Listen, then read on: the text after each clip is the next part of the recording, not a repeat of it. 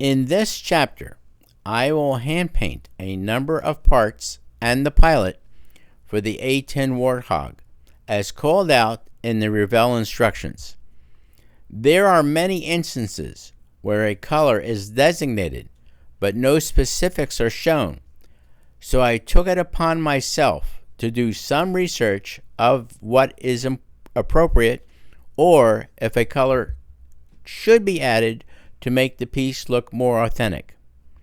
I will start by hand painting TCP 805 flat black and the inside of both exhaust cones.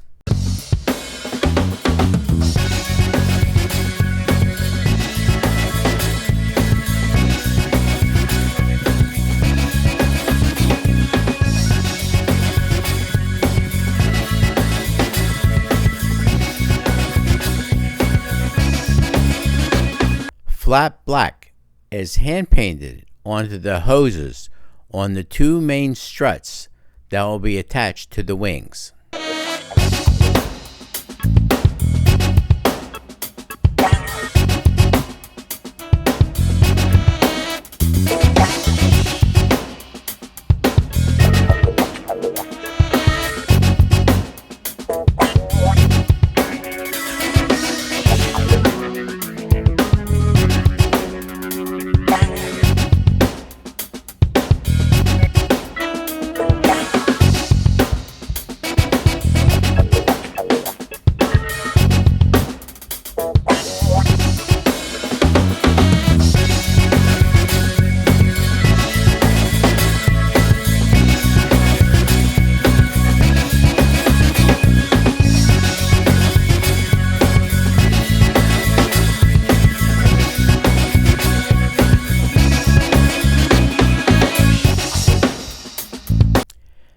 Now, let's work on the pilot supplied in the kit.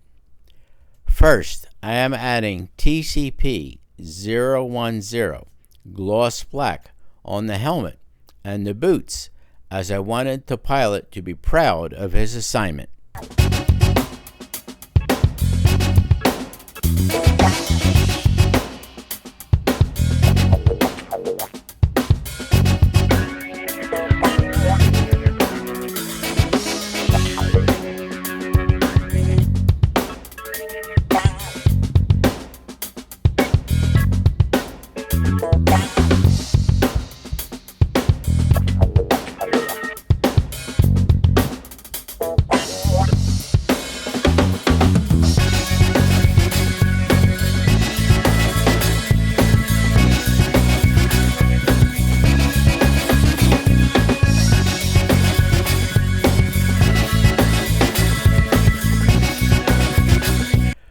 For the pilot's uniform, I chose TCP 1213 forest green.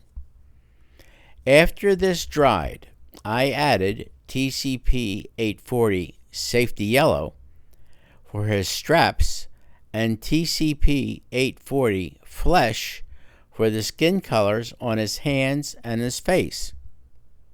Sorry, but I neglected to film the last two flat colors being applied.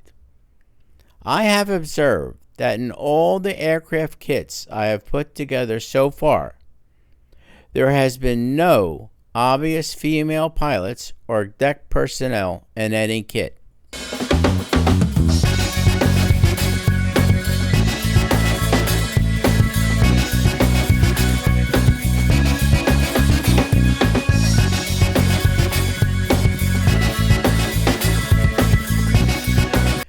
I am completing hand painting the cockpit pieces so we can cement the pilot in later, and then add it to the right fuselage. That will then allow me to cement the fuselage halves together. That backrest is being painted TCP 818 flat light tan. Is the first thing I'm going to do.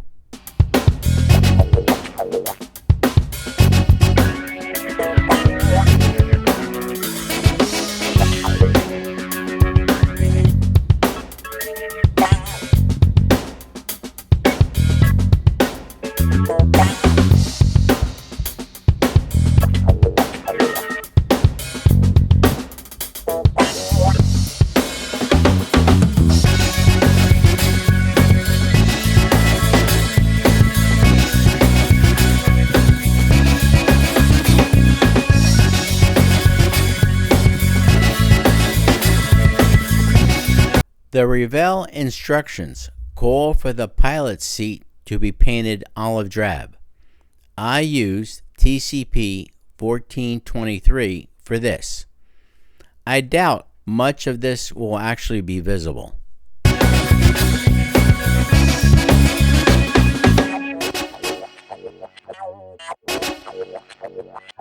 Flat black TCP 805 is applied to the top of the joystick and to the top of the armrest of the seat.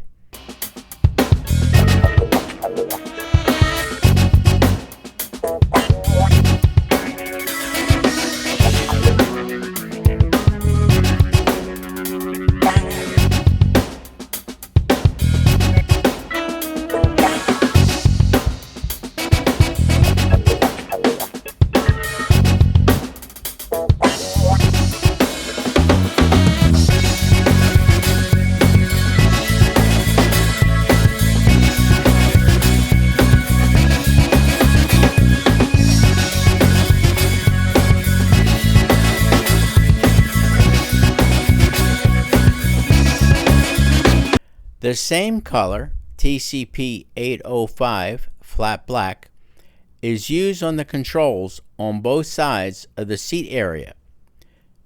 Many controls for the A-10 are visible here.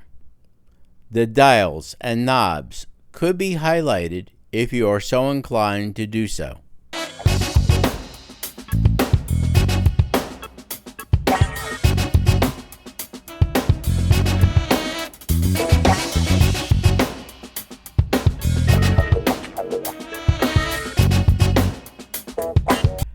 I chose to highlight the dials on the front control panel using TCP 077 silver.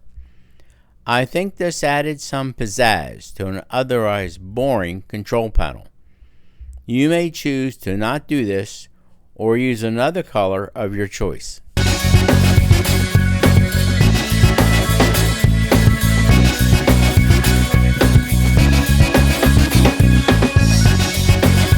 To complete the back of the seat, I applied TCP 1221, Federal Standard 34259 olive green.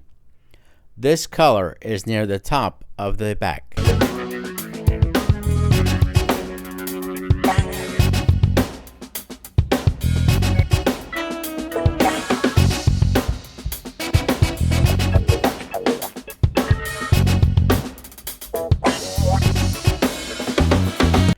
TCP 850 flat safety yellow is applied to the ejection levers located on the side frames of the seat. This color is very bright and stands out substantially on these sides. The pilot can't miss these if needed.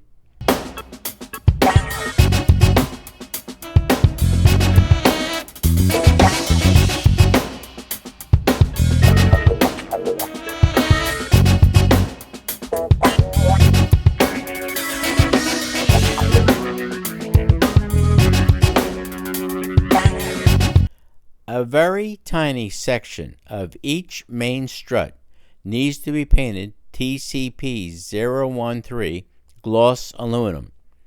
Please be aware that every gloss color I used in the hand painting section was able to be hand painted because I opened a bottle and allowed it to stand overnight to allow some of the solvents to evaporate to thicken the mixture. This works for any standard railroad or automotive color you wish to use.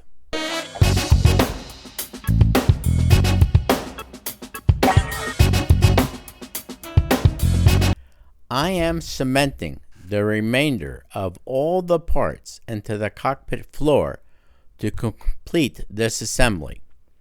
I am using CA for the entire operation to ensure a tight bond of all the parts since they are already painted. The first parts are the seat side frames. This is followed by the seat back.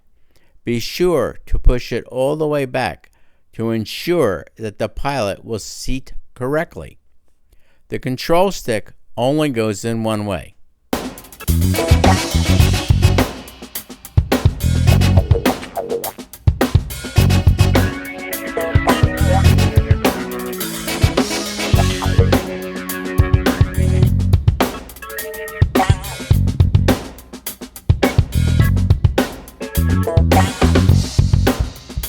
Cement the control panel to the front of the cockpit assembly. Be sure this is placed so it is perpendicular to the floor. This makes it look correct to the observer. To finish the cockpit, cement the pilot in place. Put the assembly aside to dry so you can cement this into the right fuselage. Note, you should follow the directions, as only the right fuselage has positioning risers to place the cockpit correctly. You don't want to mess this up now. When putting the fuselage halves together perfectly is crucial to the rest of the build.